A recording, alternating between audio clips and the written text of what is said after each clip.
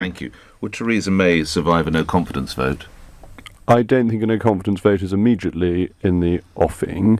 I think what the Prime Minister needs to do is to give up on the Chequers proposals, which David Davis in his resignation letter has pointed out don't actually deliver Brexit. So if I read you this is the Prime Minister's response, this is what we take from Chequers, Mr. Rees-Mogg: a new business-friendly customs model with freedom to strike new trade deals around the world, a UK-EU free trade area with a common rule book for industrial goods and agricultural products, which will be good for jobs. What's not to like about the Chequers Accord? Well, the European Union is not good for jobs. To suggest it is simply untrue. That if you look at unemployment rates across the European Union and youth unemployment rates, you see how high they are. And what we're signing up to, this common rule book, is known as the acquis communautaire. It's not some new common rule book. It's the EU's rules, which we will be accepting, and new rules which we will be accepting.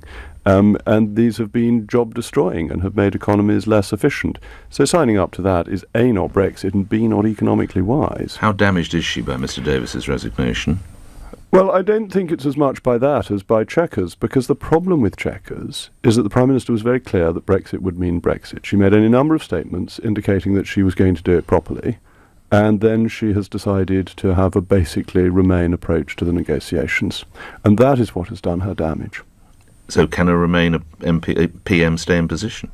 Well, she is in position, and the Conservative Party doesn't have a great history of changing its leader. I think it's the policy that matters rather more than the leader, and the policy decided at Chequers was decided by a majority of people who backed Remain in the referendum against the 17.4 million people who backed Leave. And this is really telling, that if you look at the Cabinet, they all voted, well, not a formal vote, they all gave their view in accordance with the view they'd taken 2 years ago in the referendum, and the Remainers sought to stymie Brexit. And I think that is deeply unsatisfactory.